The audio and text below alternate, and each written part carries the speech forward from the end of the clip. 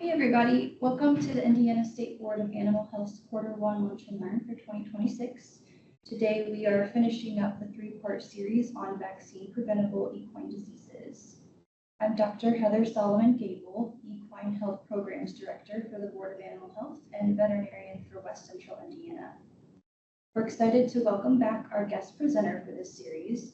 Dr. Ryan D. Rothenbuhler is a veterinarian and owner of Equine Hospital in Columbia City, Indiana. Dr. Rothenbuhler graduated from Purdue University College of Veterinary Medicine in 2001 and completed an equine internship at The Ohio State University in 2002. After that, he returned to Purdue to complete a large animal surgical residency and research training.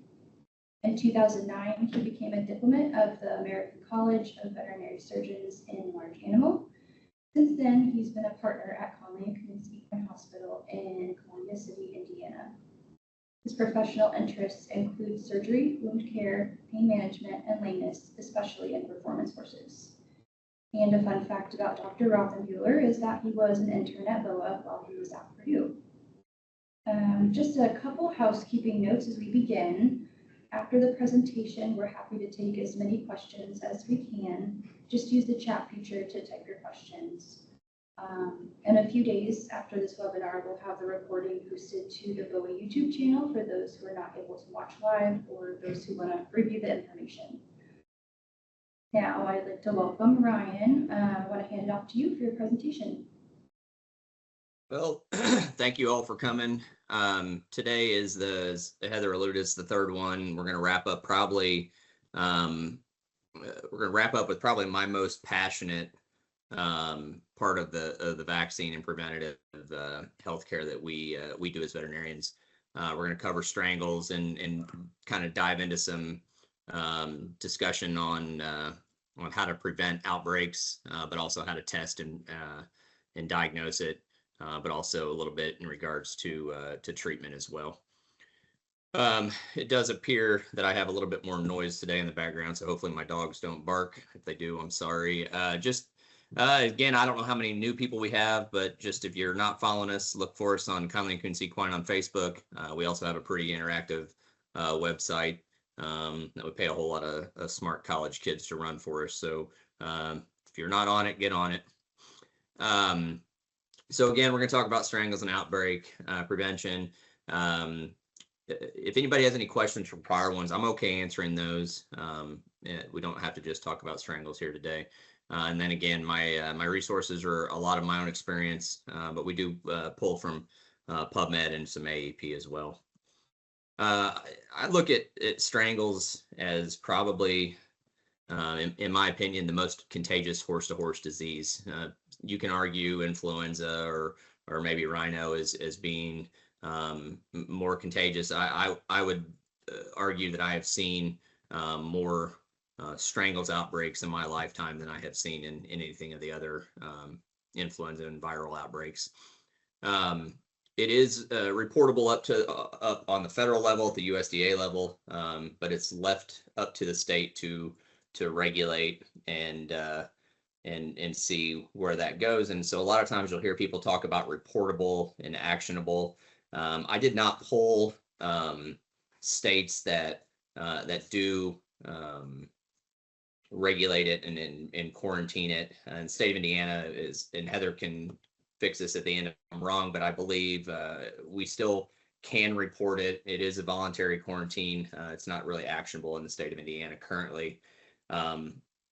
I do believe that in our lifetime of veterinary medicine, we will see it if it continues down the path that we're seeing, at least clinically in our practice.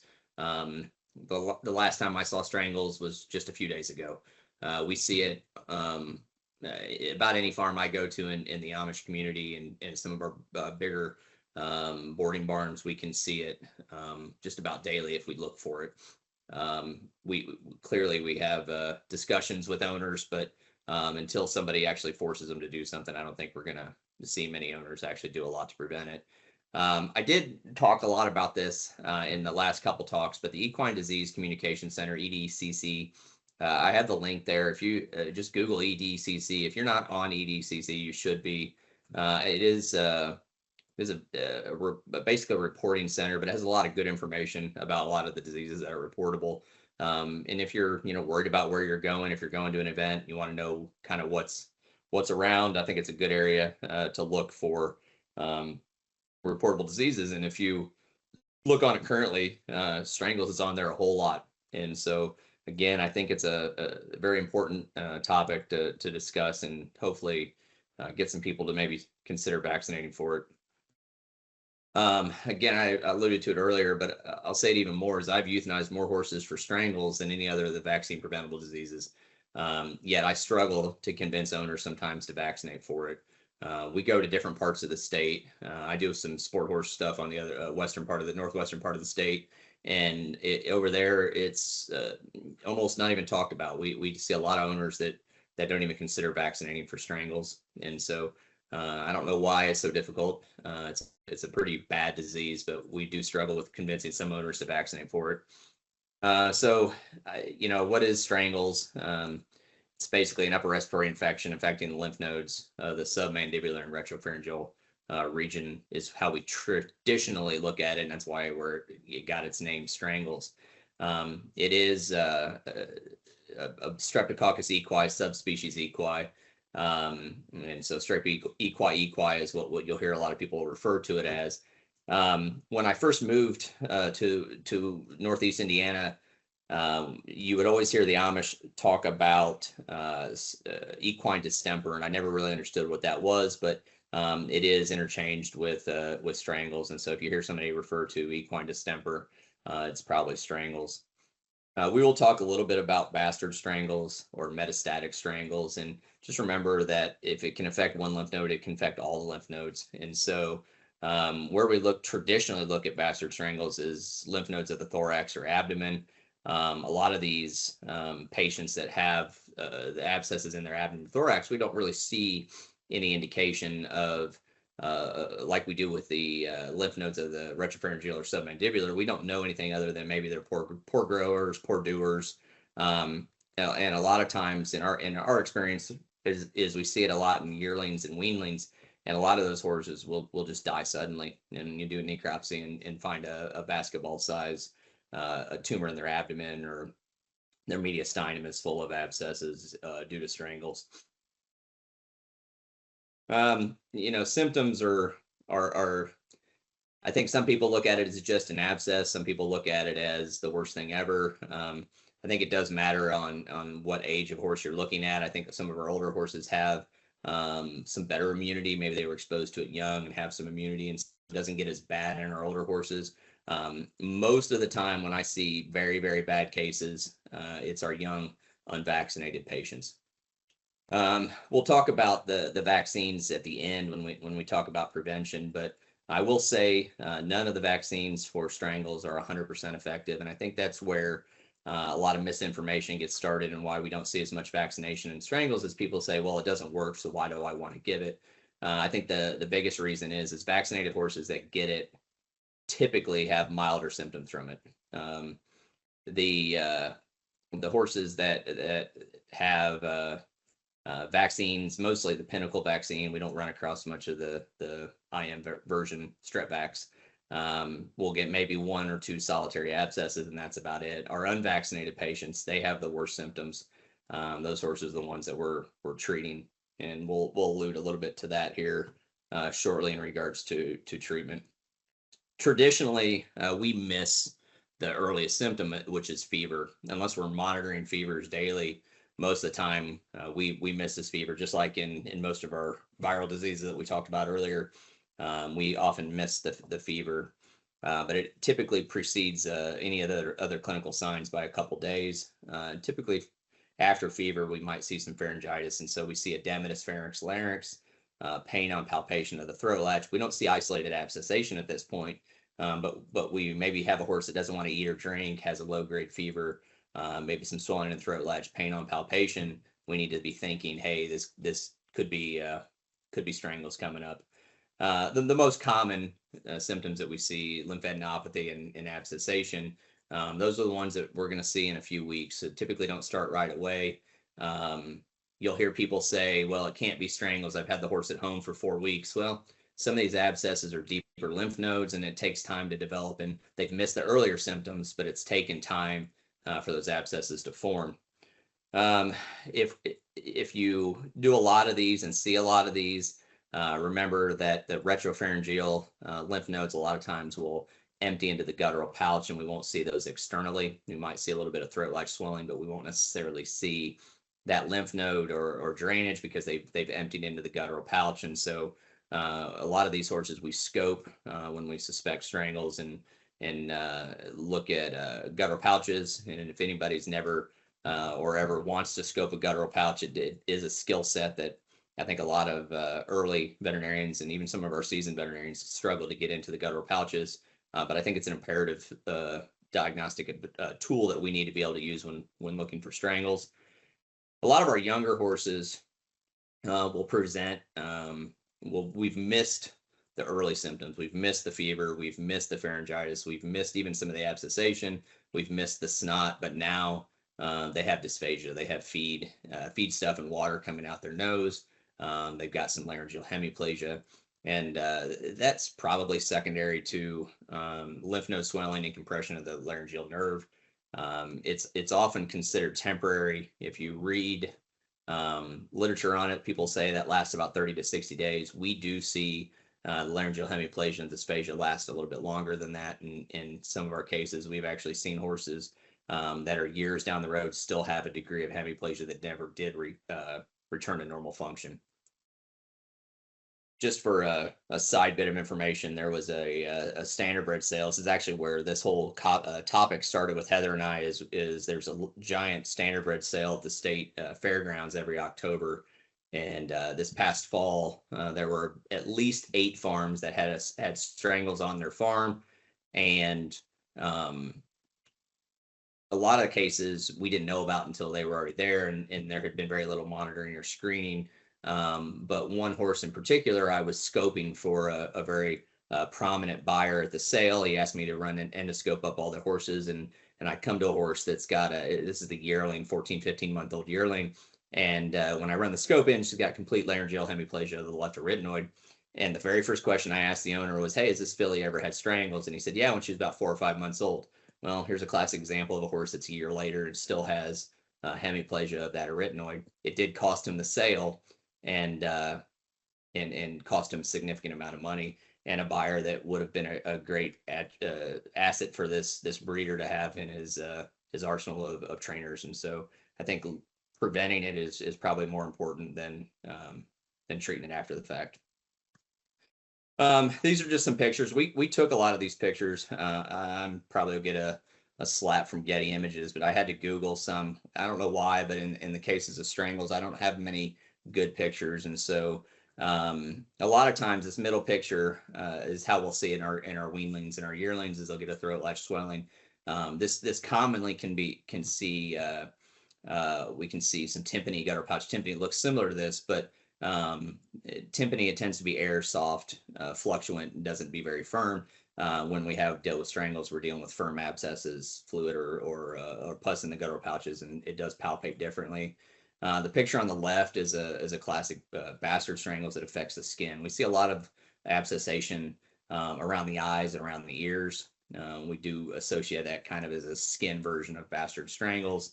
And then just to show you the mess of a foal with strangles of the retropharyngeal lymph nodes is this larynx, and you can understand why there's so much damage to the nerves and the laryngeal tissue, as these abscesses can do a significant amount of damage.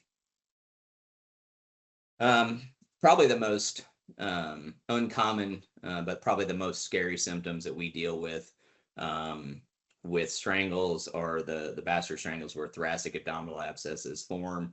Unlike the abscesses on the external lymph nodes, thoracic and abdominal abscesses don't have kind of a check and balance, and they can continue to grow because they're growing in that 55-gallon barrel of intestines. They have no real check to prevent them from just growing uncontrolled. And unlike abscesses on the outside, they eventually stretch enough and do enough damage to the skin that they'll rupture and drain. We found abdominal abscesses bigger than basketballs in horses' abdomens. We found whole mediastinums full of abscesses. And so these can be very, very, very deadly for a lot of horses. Typically, how we find them is poor doing yearlings or weanlings that we scan their chest and their abdomen and run across abscesses. I will say in standardbred country where we deal with a lot of Rothenbuhler equi, that we do see a lot of abscesses in that category too, and so we do aspirate and do PCRs to try to identify strangles over Rothenbuhler in a lot of these. We will see some lymphangitis of the lower limbs periodically. It's probably a bit to do with immune complexes in the tissue, probably similar to we'll talk about purpura here in a second. But the lymphangitis, sometimes we just see edematous limbs, and typically we don't see a lot of that. It's been reported to see meningitis. I have never seen a case of meningitis in strangles. If you I didn't talk about this at the beginning, but if you haven't ever Googled go to Dr. Google and Google strangles or strep equi consensus statement. The ACVIM has a very, very good article that is their consensus statement is basically take the smartest internists, you put them in a room and you say, write up a paper and don't forget anything about a disease. Well, they have done a very good job on strangles. Meningitis pops up in that consensus statement. Probably the two bigger concerns that I have of the scary symptoms is if you never dealt with purpura hemorrhagica, that is a horrible, horrible disease. It's very difficult to treat. It deals with basically immune complexes. We see severe vasculitis of the tissue, skin sloughing, and severe ventral edema. We did have a case this past fall of a horse that had never been, as far as she known, had never been exposed to strangles, went to a trail riding event, had never been vaccinated for strangles, went to a trail riding event at a local state park, and 3 weeks later had about 5 inches of ventral edema, and all 4 legs were oozing serum and skin sloughing. And with the benefit of corticosteroids and some antibiotics for secondary bacterial infection, we were able to get that horse back into a normal appearance, but it was very ugly for a while. And then we don't see a lot of this, but immune-mediated myopathies and myositis, more common in quarter horses. Supposedly, rapid muscle atrophy over a couple weeks and does have a high recurrence rate, up to 40% of the time they'll have a secondary attack of it. Thankfully, I've never seen it. It does sound like it's pretty horrible when you do see it, and see it occasionally in some of the Texas ranches talk about having it. As I said earlier, the transmission of strangles, it's super contagious. It does not take much to spread. I've had this in barns where there's 20 horses in a barn and 17 get it within a couple weeks. I've had it in barns where there's 13 or 15 horses and 3 get it. And so I always wonder, how it decides. And I think a lot of that is young versus old, vaccinated versus unvaccinated, but it can go rapidly through a barn. The most common transmission is direct contact with horses. So commingling horses, unknown origin, unknown medical history. So basically your sales, your shows, big trail riding event is lots of horse to horse contact, but also stalls and common water troughs and hitching posts and lots of human contact. I did put on here contaminated surfaces or humans. If you look to my picture, this is a 5-gallon bucket, so it's not a lot of pus, but this is about day 3 of aggressively lavaging guttural pouches, doing standing endoscopy. We put ET tubes into the guttural pouch through the plica and lavaged out. These are chondroids. This was a 26-year-old horse. I still to this day describe him as my most expensive strangles horse that was successfully treated. This was a horse that had not left the farm in over 10 years. Had not had any other horse contact. The owner had not been around any other horses. So you ask, how does this horse get strangles? Could have been that it was a carrier, or it could have been that the roof blew off the barn, and he had an Amish crew who did drive in a vehicle. They did not drive horse and buggies in, but here's a perfect example of likely what happened is a horse had very little immunity because it had not been exposed, had not been vaccinated, and a crew of Amishmen who had been around horses with strangles brought it into the barn. And this horse took about 6 days of flushing. These are basically marbles of pus that we flushed out of the guttural patch over about 6 days. This is day 3, 4, somewhere in there, maybe 5. It took us a long time to get it completely cleared out. Do know that those chondroids are likely infectious, and so when we deal with them in the hospital setting, we're doing this all in isolation. So this is the part I really I try to hammer home to my barn owners, to my people that are traveling, to the people that go to the horse parks that have wooden stalls that haven't been cleaned or disinfected in 20 years. This is thick mucus pus, and they have actually shown mucus on surface. The outside becomes desiccated and the bacteria dies, but on the inside of that mucus, there could still be viable bacteria that is considered contagious. And so I threw out some of these timelines. When you look in water areas or moist areas like water troughs, they've found bacteria up to 4 to 6 weeks. Wood surfaces, we're looking at a couple months. Drier areas, just a couple days.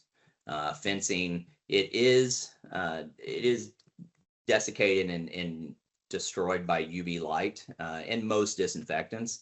And so if it's out in a common area that is being exposed to sun, we can kill that bacteria, but in moist environments in wood, it can last a very long time. And so I think common practices are, when we go to these horse parks, we don't see a lot of people disinfecting stalls and disinfecting hitching posts. And I laughed as a young kid. I used to laugh at the people that would pull out the pressure pump sprayer that would dilute bleach spray their stalls. But I think that as a veterinarian now who sees this a lot, I would say it should be probably good practice to consider wiping down things. You bring in your own buckets, bring in your own manure forks, wiping down stalls or disinfecting stalls prior to putting your horses in them, especially at these big events. Incubation period. So horses start shedding just a couple days after fever. And so if we are looking for the virus or the bacteria early at testing at fever, we're likely to miss it for a couple days. But typically where we catch it is when the clinical signs start to appear. So somewhere in that 3 to 14 day range. I did allude earlier that these abscesses over time, some of these, especially with some of the common practices of self-medicating, some of these abscesses may take a long time. And so clinical signs may take days to weeks to see, but know that within a couple of weeks, most of the time after exposure, we can start to see early symptoms of strangles. And we'll talk about preventing it and how to prevent spread, but I like to look at as clean, exposed, and sick. And so when we're finding these fevers on day 1, 2, 3, early fever, but we don't have anything else indicating it yet, we need to be thinking about quarantining into groups. And so if you're afebrile, have no signs of it, you stay in the clean group. And if you were exposed, you were at an event, the horse was there, those are your exposed horses that we're monitoring fevers on twice daily. And then as soon as they get a fever or start to show symptoms, they go into our sick group. This is the fun part, but also a bit of the challenging part of diagnosing strangles. It's real easy. So I put the easiest way to diagnose it is to aspirate a lymph node, but it takes time. It does require an abscess to be visual or accessible. A lot of times you can use ultrasound guided aspirates of these lymph nodes before they become apparent. If you got a lot of throat latch swelling and edema, we can do a needle aspirate using ultrasound guided to get to those abscesses prior to them opening up and draining.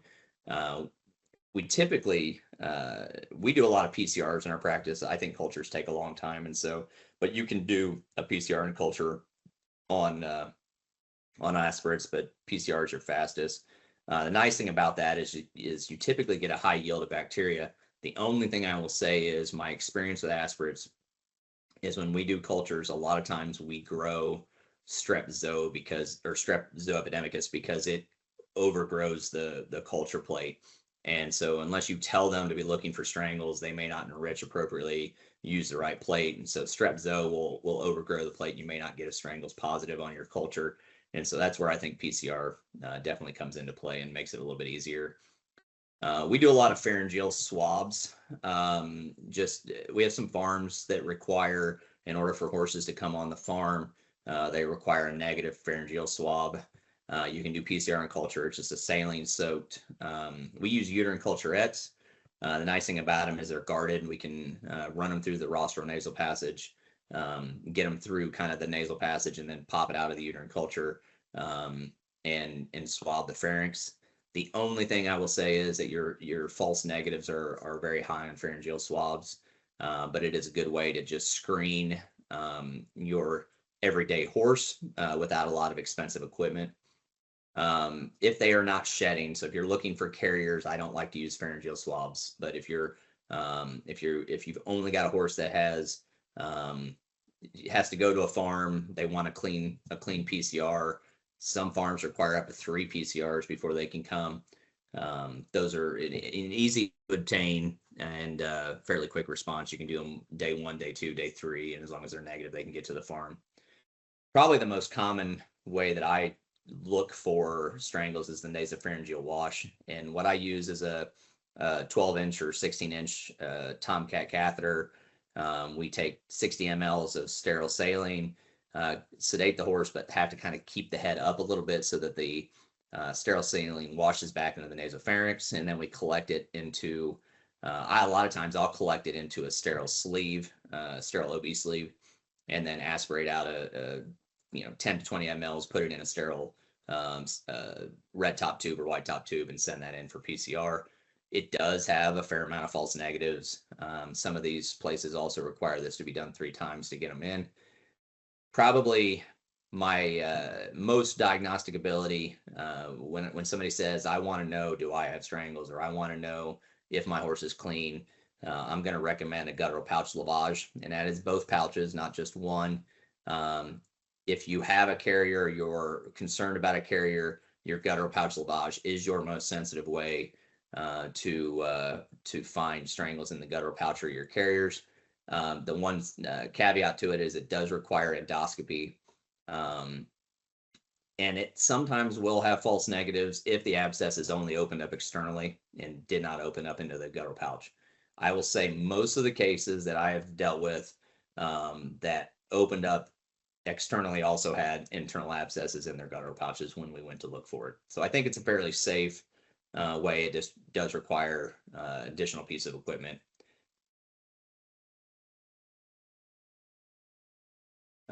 We do a lot of PCRs. We send a lot of our PCRs to EDS, which is a lab in Kentucky.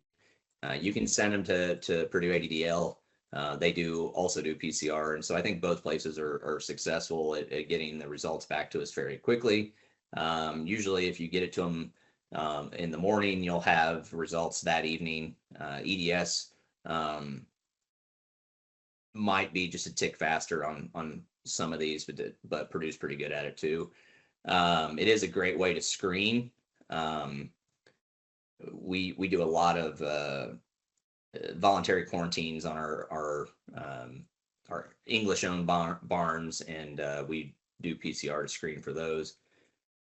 For people out there that want cultures or to know for sure, you do a lymph node aspirate and you don't believe it's strangles and you want to prove it's not strangles. Cultures are good, and most diagnostic labs can do that. I think you do need to tell them that you're looking for strangles, because again, they can get opportunistic growth of bacteria and maybe not see the strangles in the face of the opportunistic bacteria.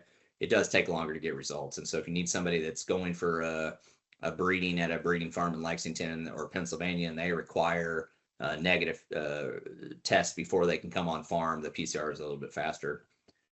And then I don't know anybody, if many people are doing serum M proteins or antibodies, it's an ELISA.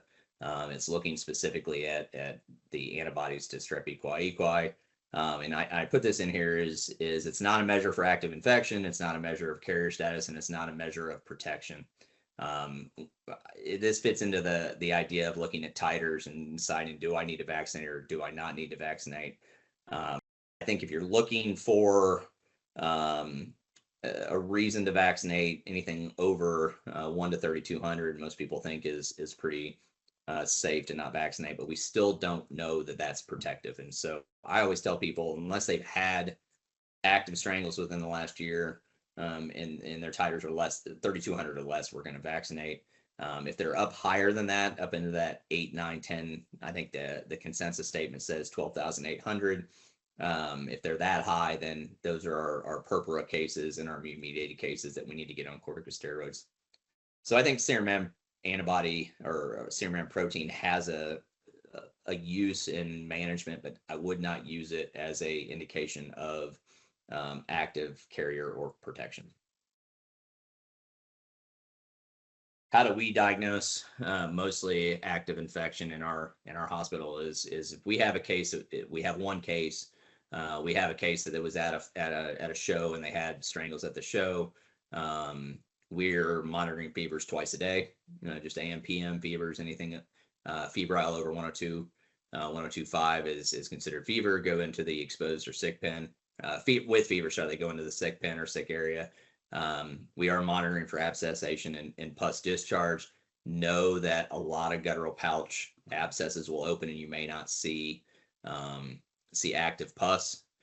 This is a sample cup I have here. This was a horse that was in a barn of 17 horses. They did have strangles in the farm. Nobody ever saw outward swelling on this horse. Nobody ever saw outward nasal discharge on this horse. And as far as I know, the horse did not have a fever. They were monitoring the horse because of the outbreak, because they knew they had it. They wanted to test all the horses because they were exposed. We scoped this horse and found a single solitary chondroid in his guttural pouch. Now the question was he your carrier, or did he open up an abscess and in his guttural pouch and never drain? And we don't know the answer to that. But this is a chondroid, or most of the time they're formed from guttural pouch empyema or pus in the guttural pouch that over time desiccates and becomes marble-like. And these actually bounce around in the guttural pouch. You can raise the head up and down and actually watch them move and roll around. And because of that, they get this marble appearance. A lot of times they'll show up on x-ray. In this case, we just ran an endoscope into the guttural pouch, found it. In this case, I snared it and pulled it out. And then we did test this horse. He was positive, and we did treat him, which we'll talk about treatment here shortly. Anybody that spikes a fever or has abscesses or pus, we're recommending either a PCR culture or culture from the different methods that we showed earlier. Again, my favorite, and especially in a case like this, we're going to do a guttural pouch lavage. The carrier state is probably the most intriguing. The only way to determine a horse is no longer a carrier or is shedding is to test. And so trying to convince owners to test horses that weren't sick or aren't sick or no longer showing symptoms is a difficult task. But if you really want to know why you have strangles outbreak on a farm, you got to find the ones that have it in their guttural pouch. You got to find those carriers. You got to find those silent carriers, the ones that are shedding it every few months or every year. And the only way to do that is to do an endoscope exam. And this picture I have up to the side here is my favorite way of doing it. This is a guarded aspiration catheter. This one is a double. They make a triple sleeve one as well, but basically you run it through your endoscope. You deploy it once you're in the guttural pouch. You deploy it by pushing in the metal stylet, and it basically takes this tube out, and then we run 20 to 30 mils of sterile saline, and then aspirate it back through that catheter and submit that for PCR. Again, you've got to do both guttural pouches. If you've got one that has active pus or empyema, you could get away with one guttural pouch, but when we're looking for these carriers, we need to be doing both guttural pouches. Remember, and these things remain infective for a very, very long time. And that's part of the problem is these abscesses will heal and owners think that they're safe. AAP, I think, says 4 weeks. Consensus statement says 6 weeks. Once clinical signs are over, we need to treat them as infected patients probably longer than we think. And so I always tell people we don't even start looking until 6 weeks after they're healed, especially if you want a negative test. If you want to know if it's strangles, if you want to know you're positive, test them early. You'll still have positives, but the longer you wait, the better your chances are of having a negative result.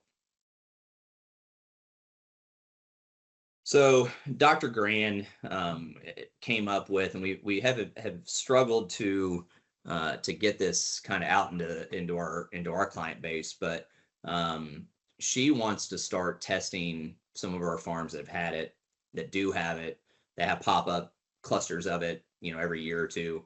She would like to come up with a program where we come in and we look for your carriers and we try to identify your problem and try to get them back to a negative state. And so when you have some of our Amish farms, when you have 20, 30, 40, 50 horses, and you say, well, we're gonna have to do a PCR on 50 horses. Well, at $50 a pop, they're less likely to do it. And so she came up with a program that I like a lot, but what we do is a nasopharyngeal wash or a guttural pouch lavage, and we put our horses into groups. So we have to do the lavage portion on every horse. We have to collect a sample from every horse, but we put them into groups. And so she likes to use 5 horse groups. And so you collect 5 samples into one tube and you test that one tube. And if that tube is negative, then those 5 horses, in theory, are negative. And where a lot of this comes from is if people paid attention during COVID in the nursing homes, what they were doing was saliva testing for COVID whole floors. And so it's kind of gross to think about, but they would spit into a sample cup that was pooled, and then they would test that whole floor. And if the floor was negative, then they didn't test anymore. If they had a positive on that pooled sample, then they would test their whole floor. Well, the same thing can happen here with these whole herd carrier monitoring is we test in groups. If we have a positive, then we test individually in that group to identify the carrier, and then we can treat the positives in that group or isolate the positives in that group, identify their problem, and then treat them with local antibiotic therapy, instead of just never knowing where our positives come from and having cases pop up every few months or years. Treatment is probably the hottest topic of strangles, next to the contagious factor is to give antibiotics or not to give antibiotics. I traditionally give antibiotics more than I did 25 years ago. When I came out of school, you never gave horses antibiotics because it just suppressed the infection, it suppressed the abscess. What I will tell you is in cases that we see now, if they have laryngeal issues, if they're not eating, if they have general malaise and they're not doing well, we'll treat them. We do monitor those patients and we do make sure that they don't become carriers, but we're willing to treat it with antibiotics in those cases where the horse's life may depend on it. I do think where antibiotics get a bad rap is that people try to use it as a preventative. They try to say, well, I had strangles in this horse, so I'm going to give all these horses antibiotics. Well, that probably is not the right judicious use of antibiotics, and we probably shouldn't be doing antibiotics as a preventative. Identifying the carriers, we talked about that a little bit ago, and treating the guttural pouch locally. I do not believe systemic antibiotics are a good option for our carrier horses. I like to treat locally through endoscopic guided lavage with acetylcysteine to help break up any pus or mucus, and then we apply topical penicillin gels, and there are various recipes out there in the internet realm, but also in the consensus statement. But you can buy these penicillin gels from compounding pharmacies. I think the last round we got them from Root and Riddle, and so it's penicillin gel that warmed up can go through a catheter, be placed into the guttural pouch through either an indwelling catheter or a Mayer chamber catheter. BOAH, which had the aspiration catheter a couple slides ago, they make an indwelling guttural pouch catheter that actually has a coil on it, so you can place it up through the nostril into the guttural pouch, and then you can treat 5 days without using an endoscope. I typically just run an endoscope up there, use a chambers catheter, and apply it directly to the guttural pouch. I reserve corticosteroids for immune-mediated ones or purpura horses. If I have one that has a lot of laryngeal issues, dysphagia, we'll use some corticosteroids, but we don't use a lot of corticosteroids as they tend to be more immunosuppressive. And so if I have a bad respiratory one, I will. Other than that, we reserve it for immune-mediated. I've not seen immune-mediated myositis, but I would treat it similar to the purpura hemorrhagica. And I ran across this yesterday in a barn, and I thought, well, for $35, it sure can do a lot. So I'm going to read the label. It's B&B liniment. It reduces, been told to help. I will read that part, but if you read down to the bottom here, scar tissue, coughs, and strangles. So clearly it's doing a good job in our Amish community because we have a lot of strangles in our Amish community, but for $35, it can do a whole lot of things. So you might run across that one on your shelf somewhere. I just ran across this one yesterday. Biosecurity, I think is the biggest thing is prevention is when you bring a new horse into your barn, it's probably a good idea to consider quarantining it for at least 4 weeks. Some people will again say 6 weeks. I think washing when you travel, I think you know, water buckets and feed buckets and stalls, you know, doing some simple disinfectants. Most of our disinfectants will get rid of strangles. I do think vaccination, although it's not a replacement for biosecurity, even though it's not perfect in regards to 100% efficacy, vaccination is used as an aid in disease control in individuals. So I think we need to use it as much as we can. And so we look at strangles as risk-based, and, you know, your horse that's 26 years old that never leaves home and never is exposed, and all of a sudden an Amish group comes and replaces your barn, and now you've got strangles. That horse, that owner never thought he was risk-based, and so I do think there's some negative to risk-based vaccinating your horses, but most situations, I would say, if you have any horse-to-horse contact or horse-to-human contact, you need to be vaccinating. There are 2 vaccines out there. One is the killed IM vaccine. That's Strepvax, and the other one is the modified live vaccine, or Pinnacle. And we'll go to those in just a second. And I'm sorry about the dog barking. My technician just walked in the door, and my dog does not like her. So a clean barn, and I think at the local level, that doesn't mean you clean your barn. It does mean you clean your barn, but a clean barn means horses have to have a negative PCR to come in the barn, or they have to go into quarantine, where they're quarantined with twice-a-day monitoring for 4 to 6 weeks. Again, if we see these beavers, sick horses, exposed horses, they're treated separately. I do like testing prior to entry. It's a simple process, and I think most people can do it. I don't think anybody does, though. I think the breeding farms in Lexington and Pennsylvania do a really good job at it. But I think general population looks at it as it doesn't happen, or we can ignore it, it doesn't happen. So I do think testing is an important adjunct to preventing it on your farm. Outside level, just know that, you know, movement in the horse community is constant, and so everybody's coming and going. You're constantly being exposed. I think sales, auctions, races, shows. I put church in here because we see a lot of it in the Amish community. You know, transport haulers. You know, are they disinfecting their trailer?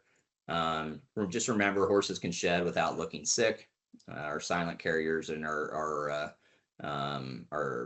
guttural pouch chondroid horses that shed it are hurting us at the outside level. And remember that just because they're healed, they still shed for an extended period of time. And we'll talk about now the basis, the meat and potatoes, is the vaccination. I have not used Strepvax in a very, very long time. It is a 3-dose schedule and then an annual booster. We use it in our practice. I don't recommend it in general population, but we use it in our practice as a pre-foaling vaccine for our broodmares. The Pinnacle does not pass a lot of immunity, if any, to the foal. And so if you're looking for passive transfer, I think an IM vaccine is very important. What I will say, and the reason we quit using this in our horse population, is one, we were still seeing strike-through infection with it, but also we saw a fair amount of soreness, injection site abscesses, and we did, early on in my career, we did see some purpura-hemorrhagic from it. I have not seen that in a long time. Our most common vaccine, and we've been doing this vaccine for probably 23, 24, maybe even longer years, is Pinnacle. Anybody who gets a lot of this probably has bad shoulders because it is labeled as a, I'm going to jump to the bottom and talk about administration. It's labeled as intranasal. Probably 5 to 7 years ago, we were at a AAP conference, and technical vet for Pinnacle said, "Why are you giving it up the nose? If all it has to do is get to the pharynx, giving it orally works just as good." And so I will tell you, as we switched to oral probably 5 to 7 years ago on the majority of horses, make sure they swallow. Don't rinse their mouth for after you do it. And I think honestly, our efficacy has been just as good. We do make sure that these are healthy, non-febrile horses and free to nasal discharge. When you give this vaccine, you may get some nasal discharge after the vaccine. They do get a localized reaction at the mucosal surface, and so they will get some nasal discharge. So we just make sure these are healthy horses prior to giving it. It is 2 doses, 2 to 3 weeks apart, then an annual booster. It is recommended on foals to not give it till they're a year. I will tell you, in our practice, we typically do give it at our normal foal vaccines at 5 to 6 months and have not had any major problems. Remember, because it is a modified live, these horses will test positive for PCR. So if you have a horse that has to be vaccinated and has to have a negative PCR prior to moving to the new barn, the last thing you want to do is vaccinate the horse and then test. So test first, isolate the horse, vaccinate the horse, and then send it, because they will test positive on PCR. There is we do occasionally see some localized abscesses from this vaccine. It typically happens because it was given in the wrong order, and I'll allude to that in a second on my next slide. But we try not to do any invasive procedures, joint injections, dental, surgical procedures, castration when we use Pinnacle, because again, it's modified live. We're putting it in their airway. They can spray that around the environment, lands on the tissue, and then we can have problems from that. If you've had strangles within the last year, definitely don't do it. A lot of horses that have had strangles and then are vaccinated are ones that develop purpura hemorrhagica. So we don't want to have an immune issue because we've given them a vaccine in an already immune revved up patient. This is a video of strangles that was given out of order. And when I say that, I'm going to let the video play, and then I'll talk about what I mean by out of order. So this actually tested positive for the vaccine strain of Strep equi. And so I'm going to stop there because there's some good thick pus for you. And so this was not live strain Strep equi. This was vaccine strain Strep equi. And so there are people who believe that you cannot vaccinate with Pinnacle the same day you give the IM vaccines. And what I will say is that is wrong. In our practice, we have given thousands of doses of IM vaccines prior to Pinnacle. What we do is we go through the barn, we give all our IM shots first, and then before we leave the barn, we go through and do all our Pinnacle intranasal or oral administration of Pinnacle. And so in this case, the owner gave Pinnacle and then followed up with IM vaccines in the neck. Usually how this happens is we'll see about 3 to 4 weeks, we'll start to see swelling in the neck at one of their vaccine sites where they gave their CoriQ or their Vetera Gold, and they'll call and say they had a vaccine reaction with some swelling or an abscess. And when you quiz them and you start talking to them, what happened is they gave their oral or intranasal first. Horse coughed, sneezed, other horses in the barn coughed, sneezed, blew it out, and then they followed it up with an IM. It is very, very virulent, or I don't even know if virulent's the right word, infectious, and it does not take much to lead to abscessation. And so in our practice, we give our IM shots first and then follow it up with the intranasal at the end before we leave. We try not to do invasive procedures. I will tell you, I have done procedures, but made sure that I did all my invasive procedures first and then followed up with vaccines at the end. And knock on wood, I've been very fortunate to not have any problems. Usually it's where an owner has one stop visit and they don't have an ability to have us come back, or we can't go see them again. So if anybody has any questions, I don't have any whole lot more to talk about other than please, let's start talking about strangles before Heather turns it into reportable and we have to hire a veterinarian just to handle the quarantines. Anybody have any questions? Hey Ryan, no questions in the chat right now, but just for those of us who aren't familiar with what a guttural pouch is or the anatomy or how it kind of relates to everything, could you kind of describe that? So the guttural pouches are basically our vestigial eustachian tube. And so on the sides of the larynx or pharynx, sorry, not larynx, pharynx, there are two plica that are folds in the back of the pharynx. In there is very important nerves, cranial nerves, arteries, and the stylohyoid bone that you can talk about THO and different reasons, but the guttural pouch is essentially our vestigial eustachian, or the horse's vestigial eustachian tube, where there are a lot of lymph nodes associated with those cranial nerves and those arteries. Thank you. Someone asked if we'll be sending out the slides after this. Just a quick reminder that we'll be posting this recording on the BOAH YouTube channel in a few days. So you can watch the video and follow along with the slides there. I'll just add to that, the previous two webinars that Dr. Ryan presented are also on BOAH's YouTube channel. He presented on mosquito-borne disease and then core versus risk-based vaccines. So all three of those will be available for review.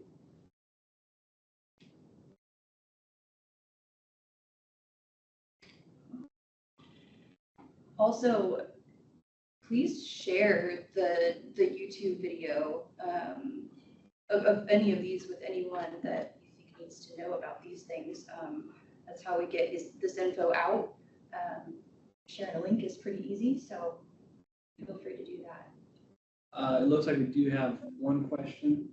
Of the board training barns that you service, what percentage would you say requires Strangles / PCR or culture before intake of any horses? So I actually don't have a single boarding barn that does it. I've encouraged some of my boarding barns, especially ones that have had problems where they've had some pop-up cases.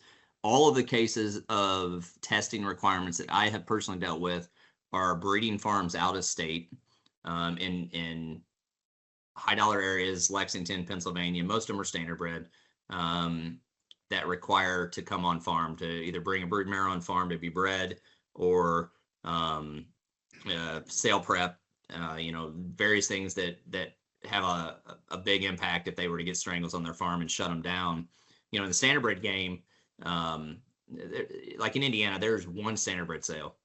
And if your farm got Strangles and you had an outbreak and you had to quarantine and you lost out on that one sale, I mean, there's hundreds of thousands of dollars that could get lost. And so trying to convince some of these people to just vaccinate for it, but also to do some screening early has been a very difficult task.